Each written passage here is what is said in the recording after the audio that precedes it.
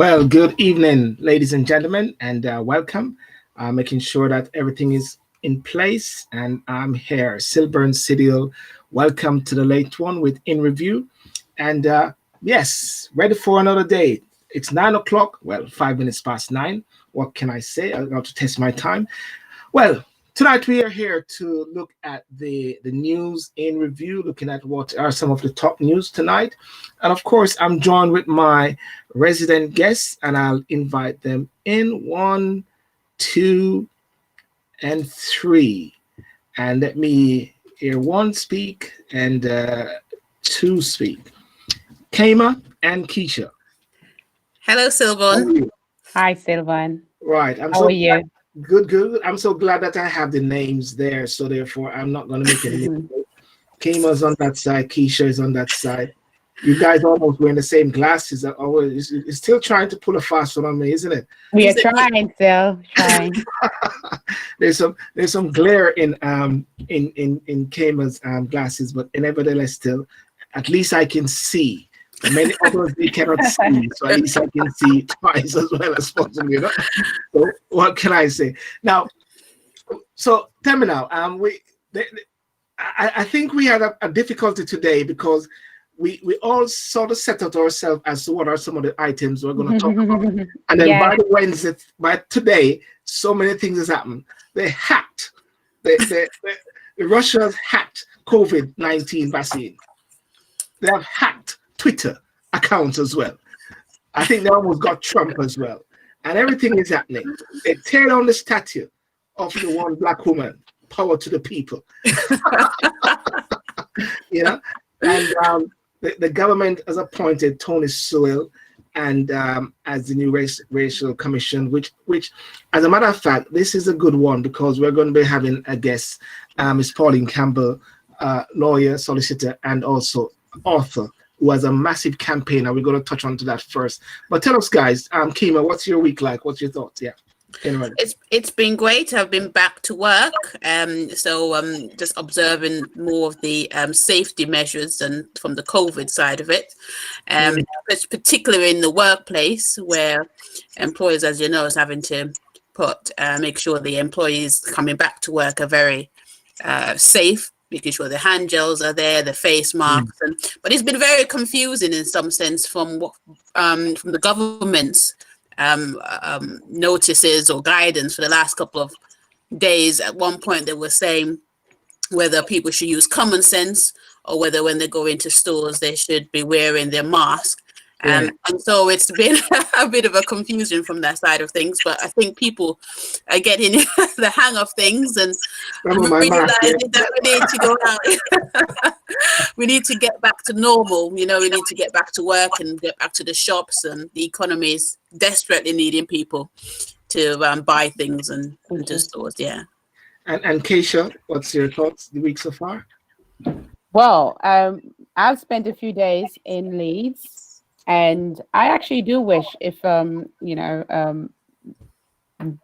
Burton was here today, because I had some good questions, but we can leave that for next week when he comes back. But I had to take the train up. I have to use public transportation. And the requirement is that we have to wear face masks back and forth. I mean, it's a struggle to be wearing it on the train for about 2.5 hours. In the next transition, you have to put on the mask again. It's actually exhausting, and I believe that is actually having an effect on people, because it made me difficult. It was difficult for me to breathe, and I actually feel physically tired just by wearing it. You know, so Christian, how long was the journey, for argument's sake? About 2.5 hours. And you had to have a mask for that 2.5 hours. Yeah, but I was trying to be tactical with it. You know, I mean, you have to cover your nose as well. So when the people who inspect the train inspectors, So when they pass, you kind of just put it up properly. But at one point, I got so tired, of breathing, and actually bring it down, and I was kind of trying to sleep, and then one of them knocked me on my shoulder and say, "You got to wear your face mask." I was like, "Of course, ma'am. Sorry about that. Fix it out again." Yeah, wow. So it is an interesting, and these are the times when you're kind of just grateful to have a car. Yeah. But anyway. Well, you're right about that. And David may come in later because a lot of things is mass. July the 24th will be the steps and the guidance which they'll give as to shops. But of course, for trains now and everything, they have to wear that. But I want to top onto the first item first, since we got some Pauline. Um, Race Commission head Tony Sewell apologized. That's not the one there. Apologize for anti-gay comments, but the newly appointed chairman of the Government Commission on Race and Ethnic Disparities have been forced to apologize after the Guardian honored controversial comments, he wrote. Now that's very interesting. Listen, I'm not gonna go on any further because I just saw something else. So what I'm gonna do is bring in Pauline Campbell and let her be the one that actually start this ball rolling. Let her be the one that the government come after. We can hide behind her. That's right, what I like Phil. to see. Pauline, how are you? Bravery. I'm fine. Thank you. Thank you. Thank you for coming on, Pauline. Yes, at such short notice. Yeah, I know. I had to just quickly get my research out because I've done a bit. I know about Tony Sewell, so I just had to get some notes on him. But first, let's talk about this commission now. Let's talk about this commission and the sort of history behind it leading up to Tony Sewell and the work that you're doing with it. Yeah, the work that you started to do. Yeah. Yeah. Well, on the 15th of June, the press revealed that the Boris Johnson stood to his feet and said, Black Lives Matter. They really do. And he wants to change the narrative and he really cares about the strength of our feeling. And in response to that, he decided that he's going to do yet another commission to look at the racism issues. And so as a result, he decided that a lady called Manura Mirza, who heads his policy unit, was going to lead on this commission. So I started to do some research into this woman, and effectively, Manura Mirza does not believe in institutional racism, and she doesn't believe that racism should be used as a stick to beat ourselves with. And the disparity audit, the Lamy report, was heavily criticised by her. So I decided to start a campaign against her on the basis that it was wrong for Boris to come to this determination without consultation with the Black community. Also, why are the other reviews not being incorporated into any decision? Because they're very factual and very important. And more importantly, we were looking to raise a legal case against her if she was used because she's biased. Her opinions would make it very difficult for her to provide a very clear and transparent and way of showing the community that she understands the issues that we face because of her preconceived ideas. I wrote a letter to the Prime Minister that was delivered by my MP Stella Creasy on the 24th of June. I did a freedom of information, and the campaign on change.org has got nearly 9,000 signatures. And every week I've been doing an update and I've set up a website. And I've got a group called Be That Change. Join the campaign. So we were on our way to be dealing with it. And now today we found out that Boris Johnson has decided not to use her, but instead he's using Tony Sewell, who is a black man. So that's good. So that's good news then. Good news that he's using a black man, yeah? She's not on it anymore. Thank God. Yes, that is a win. But the strategy behind who he's put in her place is, I just take my hat off to him because he knows what he's doing and how. Because Tony Sewell, in 2017, Oxford University did a debate. And you guys must know Andrew Kahindi. I think everybody knows Andrew Kahindi. Andrew Kahindi was on this debate, and the debate was about British education does perpetuate racism. And Andrew Kahindi was speaking in favour of the fact that British education perpetuates racism. In opposition to him at the Oxford University debate was who? Tony Sewell, who argued that it does not perpetuate racism. Also, Tony Sewell has actually said out loud when I did some research on slavery and how children need to know about slavery and what it means, he actually said that what should be said to children is, do not be ashamed of slavery, because in the end, we have redeemed ourselves of it. It has made us who we are and made the whole West what it is. Black children can have some pride in this. We should be teaching about the empire, but only in its full glory.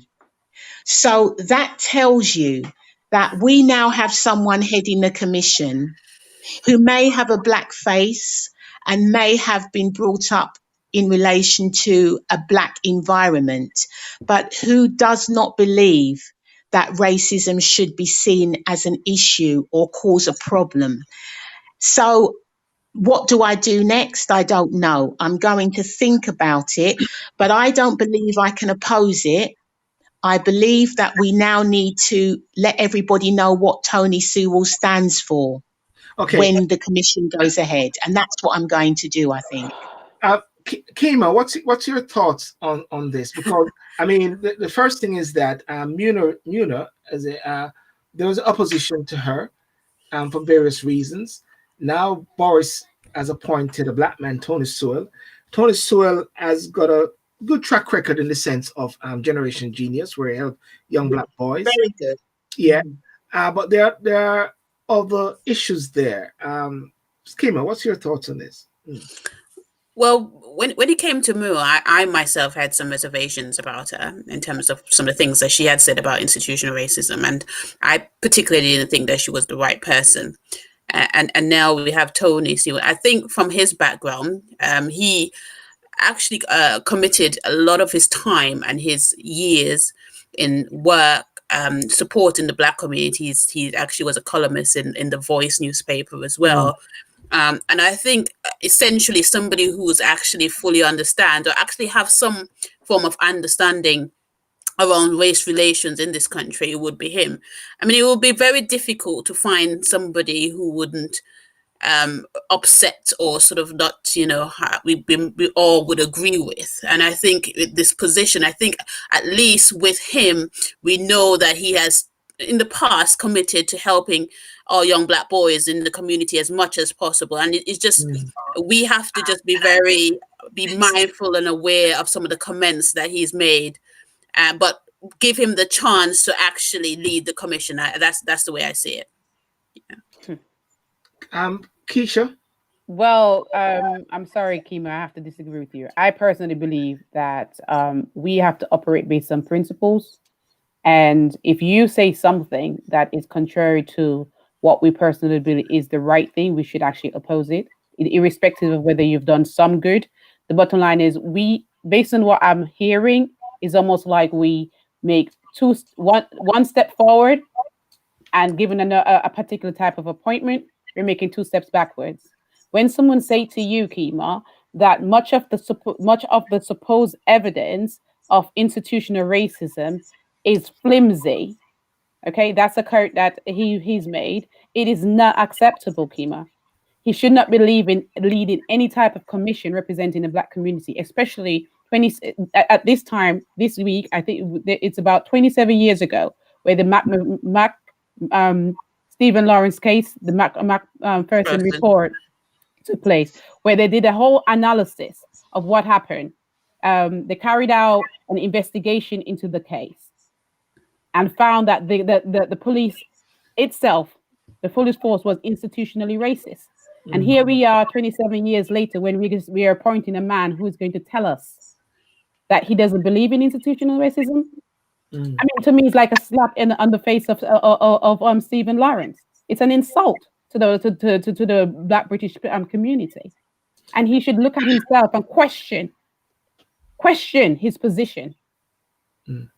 That's my position in itself. Pauline, what would you say then? Because you started a campaign in regards to the other lady. You're not happy with this. Are you going to stand down because he's a black man, or are you going to keep on fighting for the principles? I've always held the principle that I don't care if you're black with blue spots and pink and green, yellow spots. I don't care who runs the commission. I want someone to run the commission who will be fair, proportionate, and transparent. Absolutely. That's all I want. And so for me, the fact that he's a black male is irrelevant, because if he is going to do a good job, I want him there. I am concerned that he has these preconceived ideas about Exactly. issues that affect our community. And he is fantastic in building on generating genius. He has done a fantastic job with young people. But this is about inequality. And it's not just those who are achieving well that this is about. And we need to identify what he is going to stand for. So I think now that we know he's going to do it, I'm going to redo my freedom of information. Mhm. And I'm going to ask the 7 questions that I asked of Boris Johnson again, as to who's going to be accountable, how a certain thing's going to be done. And rather than say, I don't want him to do it, I think that things have got to the point now where we just have to work with it and scrutinise every element of it. Well, I think it's the only Pauline, way. can I just, one of my concern, and I completely support what you're saying, but my concern is that I get the impression that there's so many reviews, so many commissions relating to inequality and race relations over the years, and we're just not making any progress. All we're hearing is another need for conversation, more conversation, more conversation. Yeah. Who is going to stand up and say, let's start to implement some of these recommendations? We've had hundreds of recommendations, and one of the things on the campaign was, why do we even need another review? And will the other reviews be taken into consideration when this review is completed? Because that's one of the things we want. So that's something that we will ask again. Why do we actually need this review? So there's the 7 questions that we were going to ask. We were prepared to take it to court rather than let Mirza do this. But now he's done this, we have to think about, do we actually want to do this? Do we want it to go ahead? Do we think Boris Johnson's going to stop this? They've named the people now, it's good to go. And we're going to have to decide if we have a case in respect of Tony Sewell being biased because of all the things he's done. Well, I'm seeing here what Marsha de Cordova said. She's the Shadow Woman and Equality Secretary, which echoes, I believe, what Keisha said, that most of the evidence the Commission would examine had already come to light in previous reviews on race, calling for action on structural racism that we already know exists as priority. So I guess this is talking about what many are saying, having another conversation. I always say there's so many conversations that we don't know what conversation is a conversation leading to the next conversation. And there's another conversation to ensure that that conversation is the conversation that everyone's talking about, ensure that the conversation is intact. All right, that is what I understand. And every time I hear the word, we're gonna have a conversation. CNN love to say that. Oh, for Pete's sake, so many conversation for conversation. I like that. I could keep going. I might just make a rap on that. You know? But you do realise this is a delay tactic. This is not me. This is a delay tactic because it will take thousands and thousands of pounds to do this commission. It's going to take about 6 months to complete. And during that time, he's hoping the status quo will go back to normal and people will just start going back to the way they were. That's what this commission is for. It's a delay tactic to try and quell the anger. That's what this is. Okay. So that's something we need to bear in mind. All right. Well, I'm of the view like this, and this is just my thinking, staying in the middle ground there. If the parameters of the commission is in place, Keima will come back. If the parameters of the commission is in place, and he's a man that is going to stay there, is it something that can be worked on with the checks and balances, the accountability, and the transparency? Because really and truly, every single person has some skeletons in their closet, Pauline. I mean, I'm looking. I'm reading this here. I'm just reading this here for a second here, and it says that,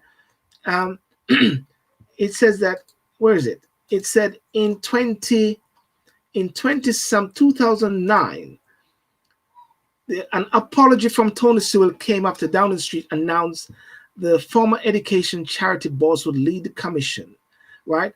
But within hours, Sewell admitted he had been wrong and offensive to make the disparaging comments after the former footballer Justin Fashanu disclosed he was gay in 1990. So therefore, he apologized, right? So therefore, people are going to be having different things coming out of the woodwork in their lives. Is it acceptable that there can be some sort of parameters that they operate within? Keisha, Pauline. Just asking that question. Keisha? Yeah. Sorry, I was hoping that Pauline touching that first. Sorry. Yeah. Well, I think for me, how I look at it is that you are completely right. Everyone has skeletons in their closet. We know that. We know that the problems that we have right now is, should we even need this commission? We don't need it. We don't need it. But we know that Boris Johnson is going to go ahead with it because he needs the delay tactic. He needs to do it. And that's what's going to happen.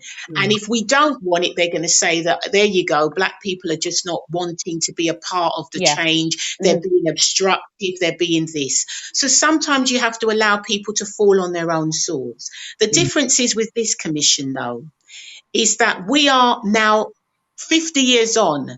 We are a very different people to how we were before. So my job is to get a community of people together and scrutinize this commission from start to finish and be a part of what is going on, and make sure our organization is a part of what is going on. Because at the end of it, there's going to be recommendations again to join all the other hundreds of other recommendations. And that's what we need to focus on, getting things moving as quickly as we can, and sit down with Boris Johnson and ask him, why did he not think it was appropriate to liaise with the black community before selecting someone to head this commission when he tells us that Black Lives Matter? Did he not think it would have been appropriate to consult us at least, so that we could have been a part of that process? How do we know that he didn't have any level of consultation, though, Pauline? I mean, I'm sure he's not going to approach every black people, but could there have been some consultation that we may be not aware of? Just asking. That's the whole point. The whole point of consultation is you are aware of it. And working in a local government, the one thing you do is you put out a survey, a questionnaire to the local communities across London, across Britain, to say, this is what we want to do. What are the sort of things you would want on this commission? What are the things you need to do? That is something that was not even thought of. And it's such a simple thing that could have been done extremely quickly. And a lot of people probably would have come back and said, we don't want a commission because we've got enough. So that's something we could have done, and we didn't do it. But we're on the road now, and I don't believe we can get off it. So we have to work with it as best we can. But he's played a blinder. But I will tell everybody on my website, on my YouTube, what Tony Sewell stands for. So we need to watch his every move in what he's doing. And that's what we do. We'll be on him the whole time.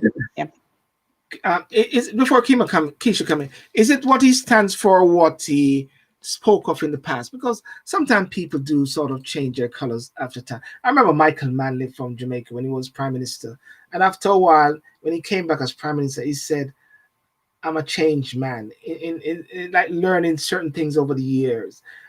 Is it that one should give him some slack in the meantime and watch the space, and of course, making sure the accountability is there and the transparency? I don't know, Keisha, what do you think about that? Do you think a person can change? Well, yes. From a Christian point of view, yes, I suppose people can redeem themselves. But in reality, we only can look at people, past people. You have to look at the person's character, how people have conduct themselves, and what they believe in, and it's only on that we can actually make a judgment. And if the facts around us tells us that you demonstrate a particular type of character that is not representative of what we stand for, then clearly we have to base our judgment based on that, and you're not fit for the role or the position that you are in. And it is on that we actually base our decision. And if, for example, a person who actually doesn't believe in that institutional racism exists, doesn't as Pauline talks about, actually had conducted a debate supporting the glorification of slavery in the sense that how it benefits from the colonizer point of view, which is how it benefits the colonizers rather than the detriment and the significant impact, on our own people, if you can't really see that, if you can't really embrace that as a truth, then you're not fit for the role that we actually need somebody to actually standing right now at this particular time. And that is just the truth. And so it's not a matter about can the person redeem themselves. It's looking at all the facts of that person, everything that's relating to the person, having an overviewing look at that person and make a decision. And clearly based on what, his history, his conduct, his statements is just not, suitable in my position, in my opinion. And Pauline, if you look behind you, there's a door which is locked and you can't leave. I've locked you in for a moment because there's another topic. There's another topic which I just want to bring in right there. We're talking about it this week early. Trevor Phillips mentioned this statement: greatest danger facing young black men is not the police, but gang violence. Trevor Phillips. And then I saw somebody said earlier today on a Facebook post, Trevor and Tony, oh my God. What's your take on that point? I don't know if you saw that bit there where Trevor was making a comparison, but I don't think he was actually saying that the police is better off. But I think he was saying that black men are more prone to die by black men in gangs than the police. I don't know if you have any thoughts, and Trevor Phillips in person as well. Yeah, I mean, there is no doubt.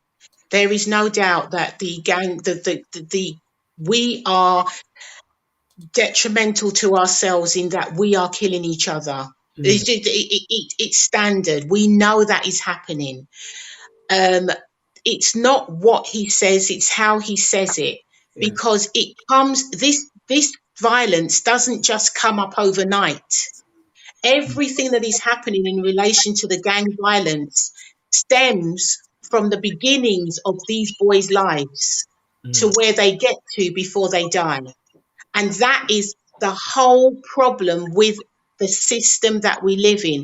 From the minute they're born to the minute they get the education system, to the minute they're excluded, to the minute they can't get a job, to the minute that things happen to them, which means they make the wrong life choices, is all enveloped within the system we live in of racism.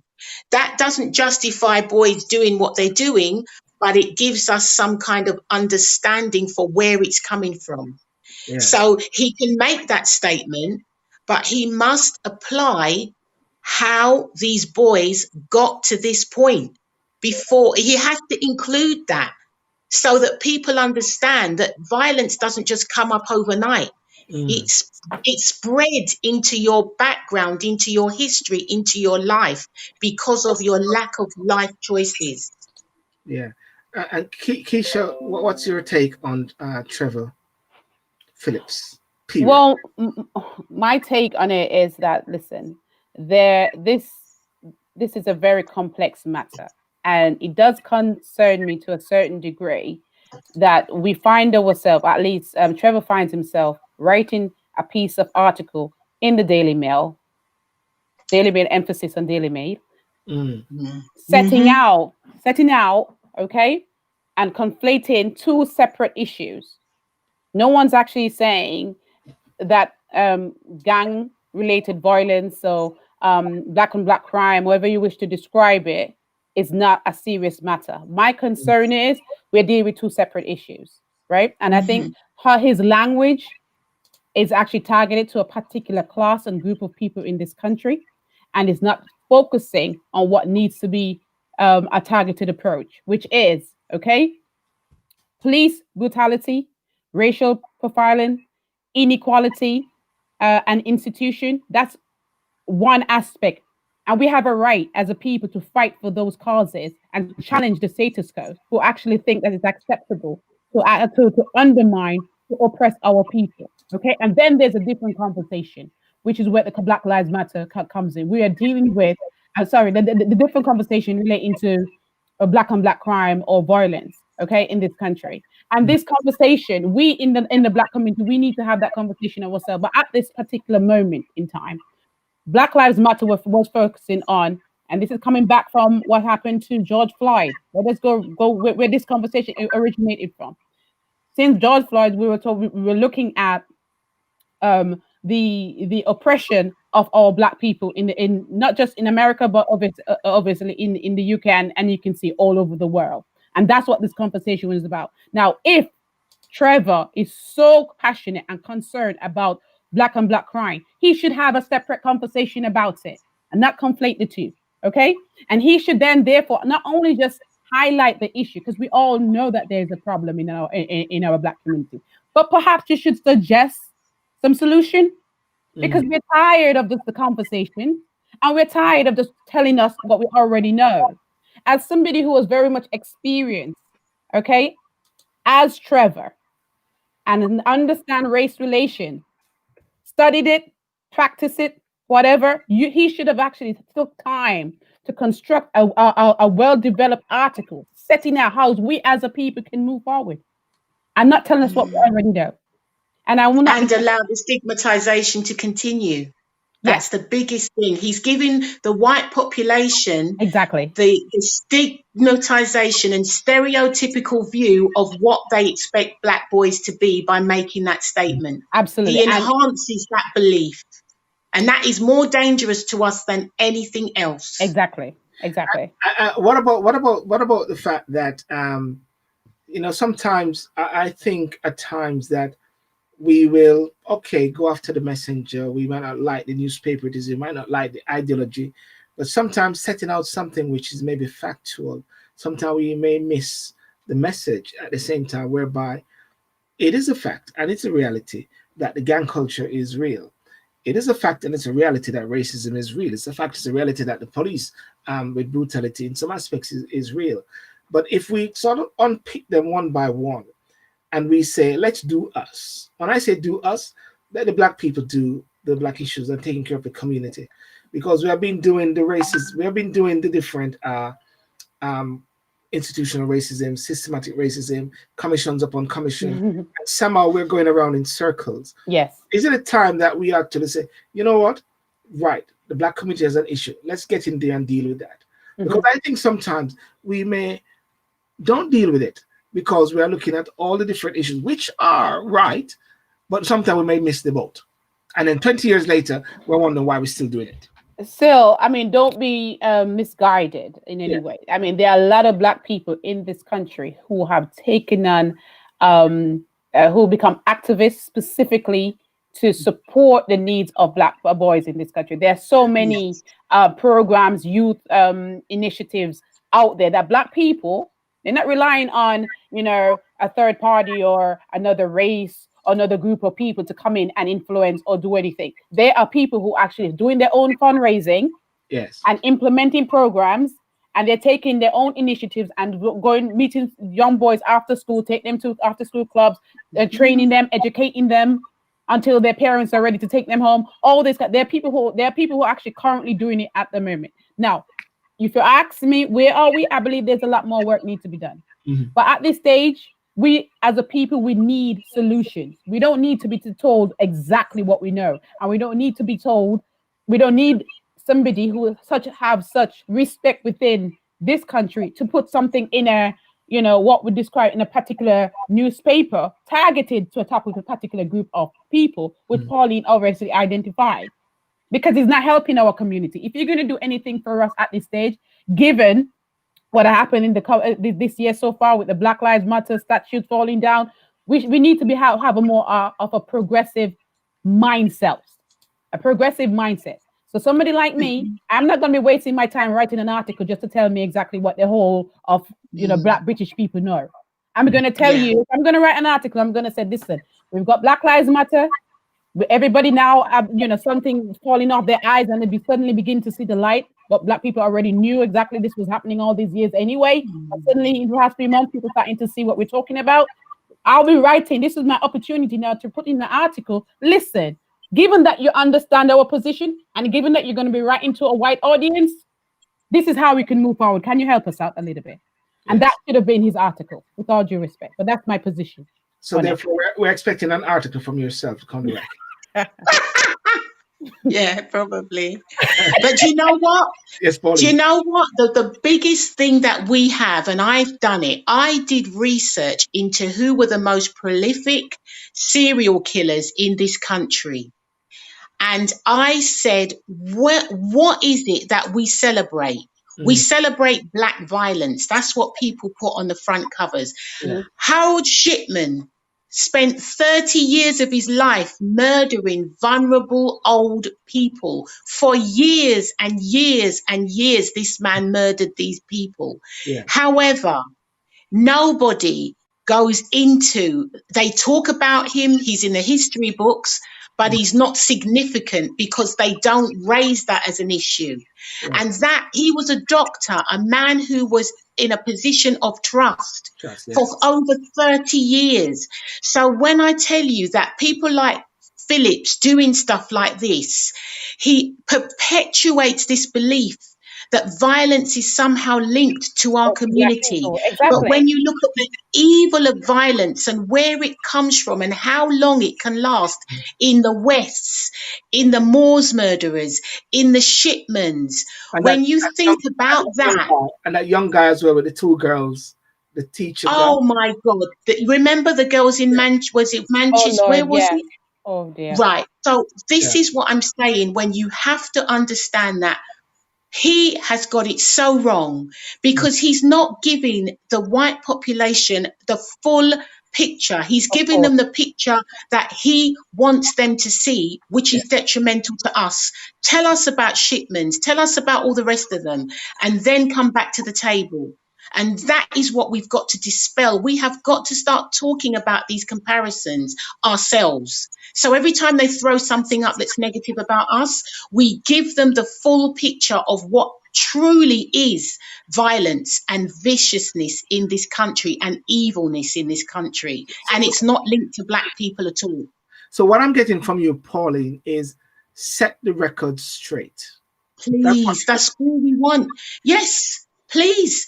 And stop giving a one-sided view, which is detrimental to our young people. Of course. Yes. Please. And can I just add one thing as well on reflection? Given that Trevor took time to write in the Daily Mail, I'm sure he must have gotten some type of payment or for that. And it would be a good gesture for him to make some donation to Black charities who are actually doing a great deal of work to assist our Black boys in this country. That's what he needs to do with that money and not be profiting from an article such as that. That's my position on it. I like the point. Yeah, that's correct, Keisha. And I won't get into how much money you paid or what. but I want to go back to Pauline's point, and it is the same discussion around history as well, whereby history only tells one side of the story. Yeah. Black men went to fight in the wars, but when you see the images, you don't see one Black man. You know, and they talk about the whitewashing also of the NHS. When key pictures are shown, it is not reflected. And I think what people are actually saying is tell the truth, you know, because if you're not careful, another history is being written right before our eyes. After the 1981 riots, Enoch Powell said that this has nothing to do with social injustice. It only occurs where the alien wedge is present. And that means us as Black people. But what he neglected to remind the British population of was people like the suffragettes who smashed over 150 windows in one sitting, who were more violent than any other group that they ever had to fight for the vote. And these women were warlike women who disrupted this country for years for what they wanted. But he only says, We are the alien wedge. And there are 2,000 years of history in this country of violence and riots and buildings being burnt down. The police were rioted against when they were formed in 1831. They were called land, they belonged to the landowners, and the British people hated them and revolted and actually went and revolted against the Metropolitan Police when they were created in 1831 or 1832. People don't see that. And that is the thing that we have to start giving. You have to start giving the truth about the history of our country. And it is my country. I was born here. And yes, some people will disagree with that. Some people won't. The goodness about this is you can choose who you want to be and be proud of who you want to be. I'll be hell will freeze over before I allow anybody to tell me I can't be who I want to be. And that's what this is all about. So history is where we start and history is where we finish because it depicts our past and our future. So I just get so nervous. So therefore, what you're saying, it's only appropriate for a Black Lives Matter protester statue to be in Bristol then? It doesn't matter what statue, you can pull down a statue, you can keep a statue standing. It's not going to change history. What changes history is our mindset of how we show history. You can pull it down, do what you need to do, but it's the mindset of people in government, people who make the difference between young people making it in this world and young people not making it in this world. And that is going to change. And that is what the only component of racism that allows racism to continue is people doing nothing. So okay. That is the Okay, so the point I was actually, welcome, Keima. I know you went to take a snack and to eat something, and you're trying to make it look as if you say that. I know these things, you know. I know these things. I tell you this. It happened to me once. I was interviewed. I had Dr. Burton, and we're there talking about COVID-19, coughing and all those sort of things. And there was at the moment there, wanting to cough so bad. People are watching, and I just did a disappearing act. I just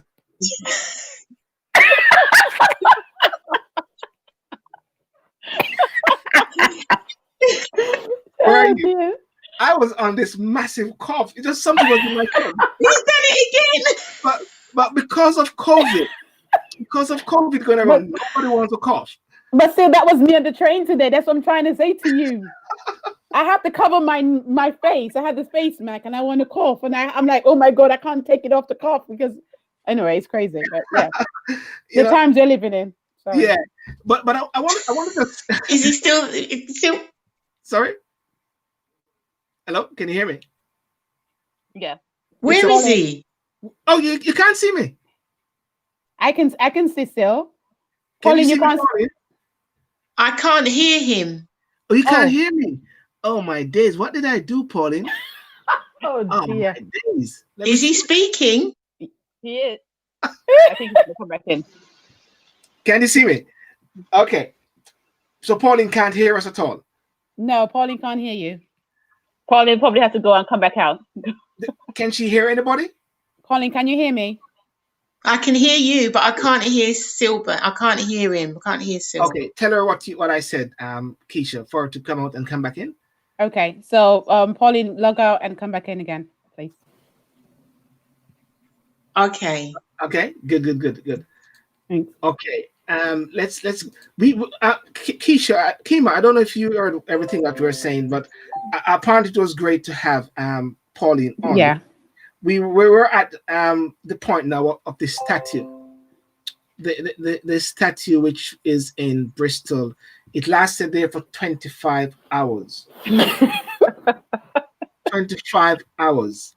And it was of this lady called Jen Reed. The statue of Protester Jen Reed was unveiled in the city on Wednesday, replacing a spot of statue depicting 17th century trader of enslaved persons. What's your take on that? Is it that it's law and disorder or it's appropriate? I don't know. I'm just throwing this one out. Many people have their different views. I thought it was very interesting after Colson, the replacement of Colson being a Black Lives Matter protester statue. I thought it was very interesting that it's been put up there. And surprising. It's only 25 hours that it lasted, but I think it's somebody was obviously trying to send a message, whether it's damage or to property or whatever you want, or criminal damage. I don't know if it would be considered, because I don't even think he was put it there legally. I think it was just somebody who put it up there just to send a message. But I think it would have to go through the appropriate channel for it to be put back up there or put it there. So it's but it was interesting that someone did that. Pauline, are you there? Yes, I can hear you now. Can you see me, Pauline?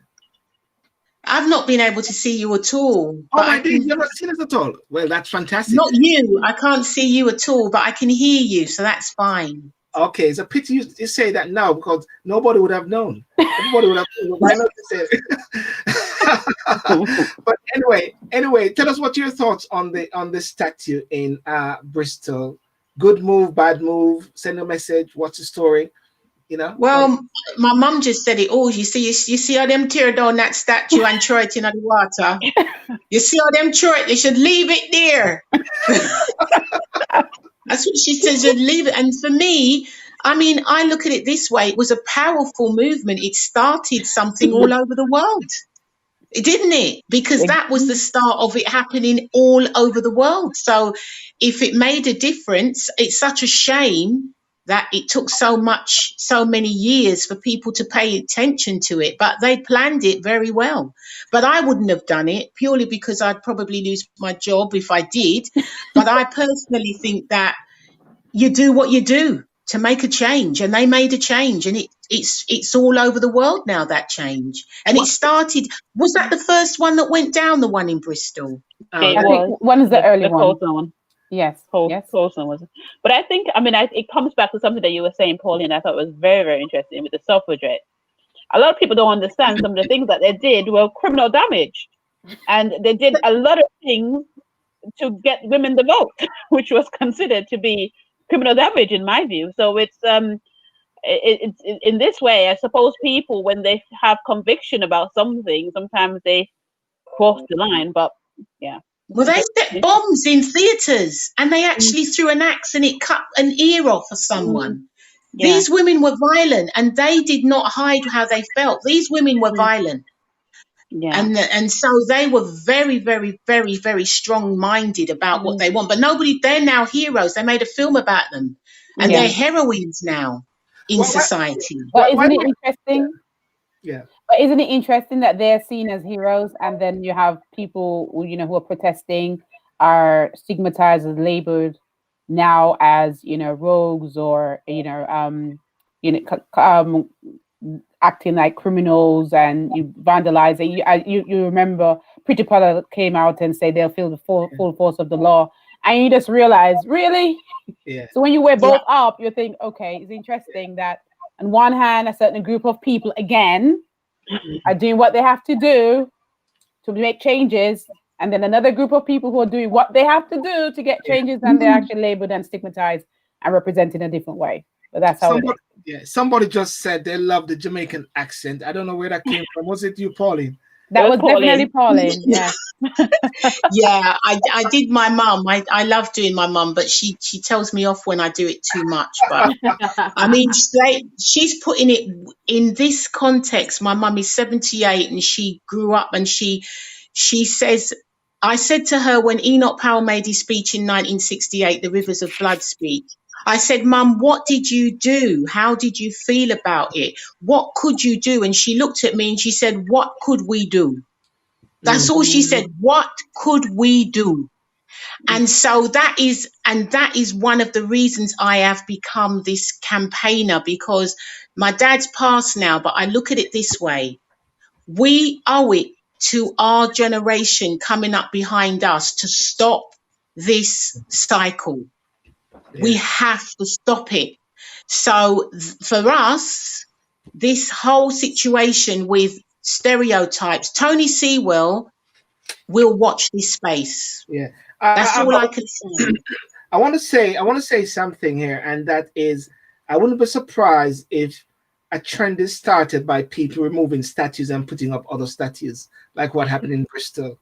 You know, I wouldn't be surprised. But I want to say something to you guys. Pauline speaks a lot. She does because she have a lot inside of her. There's a book. I interviewed her on my show on the Red Chair, and I'm going to post it up.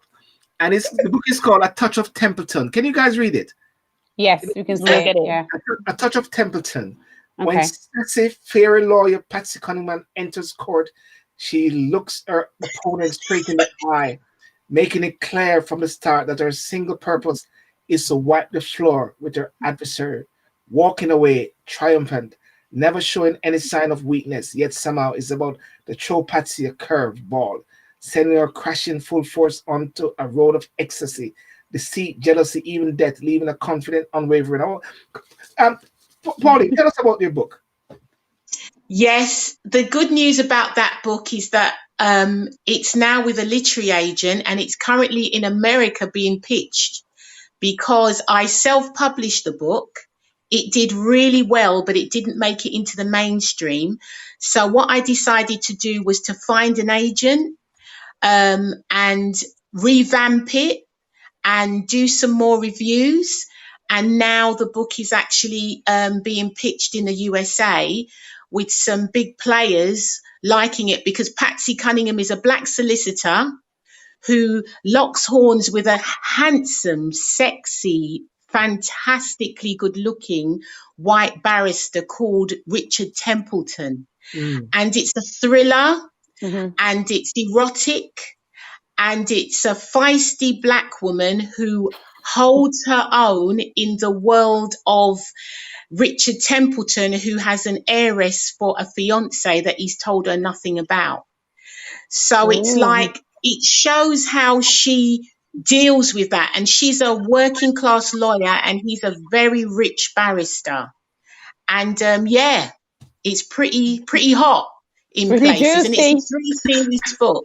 Well, that's the type of storyline I'd love to enjoy. Anything to do with legal related matters, as well as a good romance. Merged together. And the good news is it's the literary agent has it now, and so I'm just waiting for this month to see what happens, because it's being pitched as we speak in the USA. Because one of the things we don't have on our bookshelves is an ordinary working class lawyer who has, let's put it this way, is feisty but makes a lot of mistakes. So her character's very flawed. Okay, pause for 1 second. Let me do something here. And if anybody goes, you come back, okay? Let me do something here for 1 second. I think I've got the stage here. And here we go. Boom. Oh, yes. This will stop Patsy. Do you? I ask you first. No, I don't want us to stop. Well, that's good to hear, because I couldn't let you go even if I wanted to. Ladies and gentlemen, welcome to the Sylbourne Show.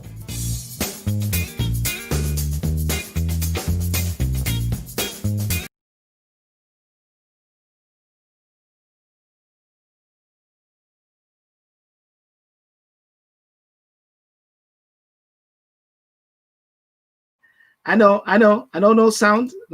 Here we go. I can hear you now. Everybody can hear.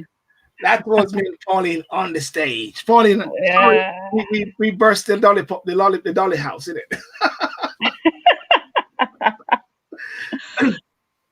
What did you show? 1 second. Keisha, you can hear, yeah? Yeah.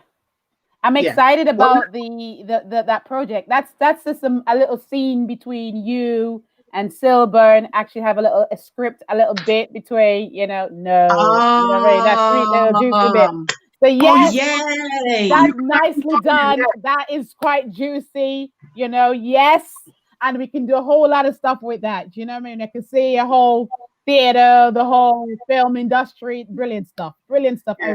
We need more of that. And I'm sure Keisha will say Kerry Washington will play the lead. I'm all excited all over that already. I'm thinking, like, I'm telling you, Wow.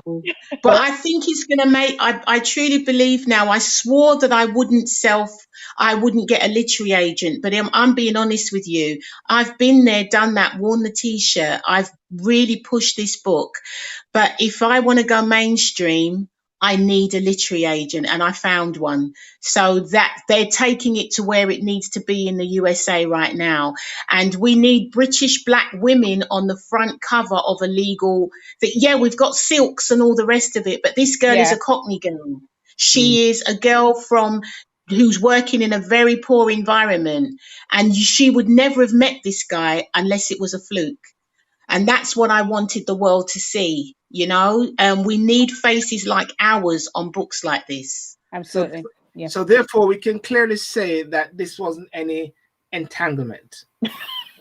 No, You never know. There might be entanglement in the storyline. We've got to wait. no, I met a barrister who gave. I did meet a barrister who gave me the idea, but only in my head, because there was a spark between us, and I thought, you know what? And he was very suave and sophisticated, and I thought, you know what? There's a story here, and I created her because of it. I thought, wow. No, that's great. As much as possible. But Pauline, I'm so glad you came. But before we go, you touched on something earlier, that you were born in this country, and I want to just touch briefly on Shamima Begum. I don't know if you've heard. This was a girl who was went away with some other girls into terrorist country, and she got her rights now to come to the UK and fight her case. She's a British citizen. Well, I don't know if you know the case. Shamima Begum can return to the UK to fight for her citizenship. Yeah, isn't she the one that went over there to be with, was it her husband or something? Yeah. Did she went with a group of girls or something? Yes. ISIS, yes. She was about 15 years old. Yes, to ISIS, right. yeah. Mm-hmm. So they said she was allowed to return to the UK to fight the decision to remove her British citizenship. Mm-hmm. She's now 20, one of 3 schoolgirls who left London to join an Islamic group. Her citizenship was revoked by the Home Office on security grounds after she was found in a refuge camp in 2019. Court of Appeal said she had been denied a fair hearing because she could not make her case from the Syrian camp. Article 6. I don't know if what's your guys' thoughts on that particular case? Is it the terrorist here, or is it the fact that, she could be an assistance, or she could be helping the UK? She could be working with MI5 now. If I was to comment, my issue with the story lies with the Home Office, if I was to put it that way, because this individual, this girl, she's a school girl who's been lured to join ISIS with a British citizen, and the way I looked at it is, to me, it's more of a political agenda behind it, rather than looking at the story from a legal point of view. I mean, it was important, I believe, from the Home Office to appear to be tough on crime. And for them to do that, that is why I believe they've delayed and rejected her chance to come back to the UK, based on the fact that I think they were trying to be more tough on crime, to present themselves as being very tough, rather than looking at the case as an individual and realize this is as a teenager, somebody who's been influenced and wrongly influenced. And not only that, she was brought up in this country. So then she was she learned all of this terrorism, everything about ISIS in this country. So it's not like she was already abroad. She was lured to go abroad, but she learned it all here. And I think as a country, in some way, we need to take some sort of responsibility for her. And she coming back here, I think, was always going to be inevitable because she's a British citizen, and we should have actually dealt with that ages ago. As opposed to having to the delay tactic, which is I think has happened here. Pauline, what's your final word on that? The law is the law is the law. It's that simple. You can't have the law for one person and not for somebody else. Yeah. She has an entitlement to be treated fairly, and irrespective of what people's views are, you have to make it clear that she has a right to that, and they're right. Whether we agree with it or not, she has that right. But remember something, what the government are trying to do at the moment is reduce people's rights in that department. So they're not happy about the decisions the courts are making because they are looking at people's human rights and equality rights. So this is happening with her now, but further down the line, they may be quite reduced. So what I would say is that, yes, they are right to make this decision because she is right to have her right of a fair hearing. Everyone has that right. Whether we agree with it or not, the law is the law. Okay. So, And Keisha, who spoke first? Yeah. Keisha or Keima? Okay. So absolutely, I agree with both Pauline and Keima. I mean, the bottom line is we are in a democratic society, and there are certain values and principles by which we abide by. One of them is fairness. Okay, and as Pauline touched on, she's entitled to a fair hearing. She hasn't been given that. One of my concern is that she's been tried, but she hasn't been tried in the court of law. She has been tried by the public. And she's been told that she is not qualified or she's not eligible to come back to a country that she was born and raised in. Okay. And that cannot be acceptable. And that is actually, to me, is undermining the fabric of this society that we actually build on, that is based on democracy and fairness and the right to a fair trial. And she hasn't been given that.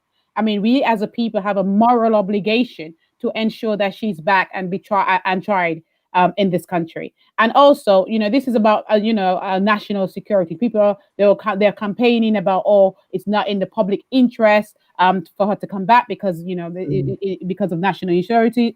So they're trying to balance out whether it's her right to a fair trial or her right to be back in this country versus the national security. This is a very developed country that can actually manage a 15-year-old coming into this country. And if she's committed a crime, she can be, the law is already there to deal with people who are criminals.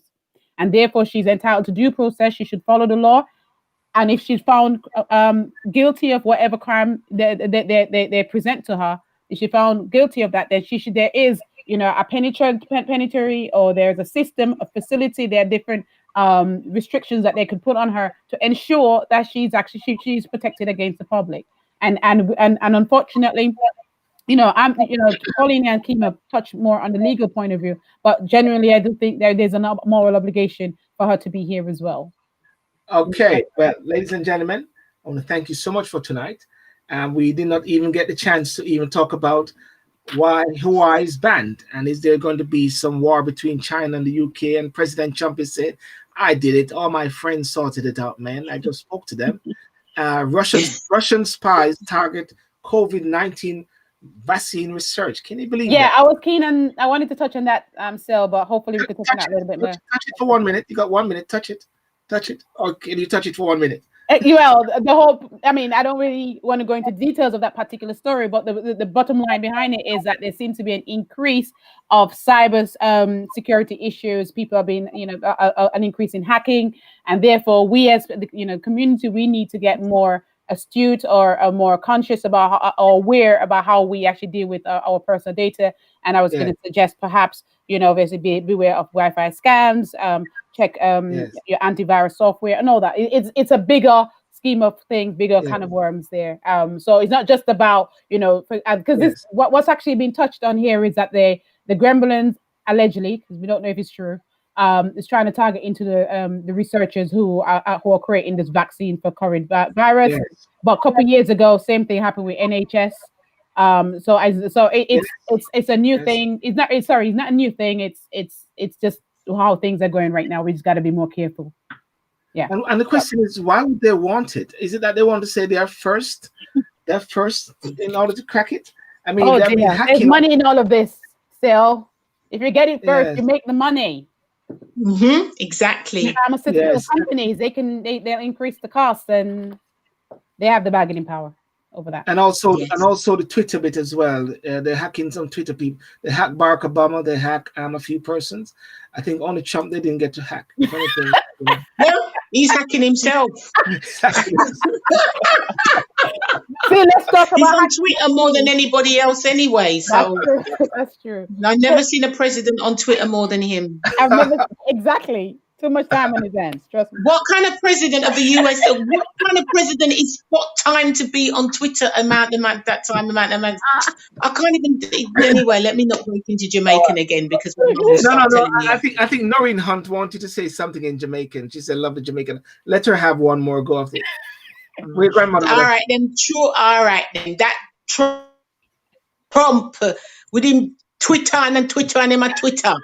He must stop that twittering. That's what my mum keeps telling me. He must stop it. Love it. Somebody said Twitter. Twitter all over the place. No, mum. Twitter. In my Twitter. The last time somebody on this program actually had a go at a high political personnel in this country, they got kicked out of the forum here. Oh wow! Oh my days! Well, but remember, Boris. They can kick me out, but Boris Johnson wasn't born in Britain. He was born in America. The only prime minister of this country cannot be born on British shores, and he was born the same year and the same month as me. Yes. The people that were sent back on the Windrush were in this country longer than Boris Johnson. So let's ask the question: is Boris Johnson's papers in order? That's what we need to ask her. Let's end on that note. Are your papers in order, Boris? Because you were not born here. You were not born here. All right.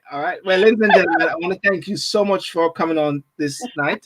And it's been wonderful. It's been wonderful. As a matter of fact, we wanted Pauline just to speak on that issue regarding the for 10 minutes. 10 minutes. Just 10 minutes.